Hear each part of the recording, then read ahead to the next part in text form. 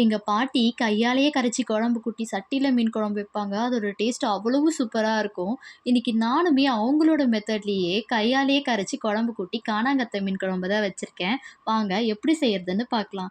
அதுக்கு ஒரு மிக்ஸி ஜார்ல 1 ஸ்பூன் அளவுக்கு மிளகு, சீரகம் சேர்த்துட்டு ஒரு முழு பூண்டு சேர்த்து அரைச்சு வச்சுக்கோங்க.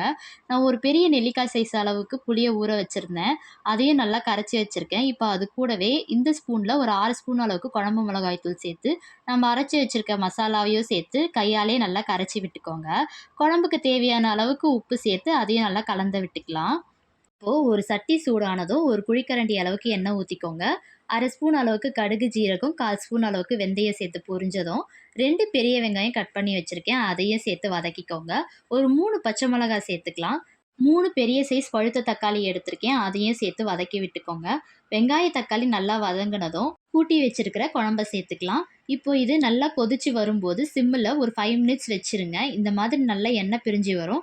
இப்போ நம்ம க்ளீன் பண்ணி வச்சிருக்கிற மீனை சேர்த்துக்கலாம். ஒரு 5 மினிட்ஸ்க்கு மீடியம் ஃப்ளேமில் வச்சு மீனை நல்லா வேக விட்டுடலாம். கடைசியில் கொத்தமல்லி சேர்த்துக்கோங்க. அவ்வளோதாங்க, நம்மளோட ட்ரெடிஷ்னலான கானாங்கத்தை மீன் குழம்பு சூப்பராக ரெடி ஆயிடுச்சு. நீங்களும் ட்ரை பண்ணி பாருங்கள். அண்ட் மறக்காமல் நம்மளோட சேனலை சப்ஸ்கிரைப் பண்ணிக்கோங்க. பாய் பாய்.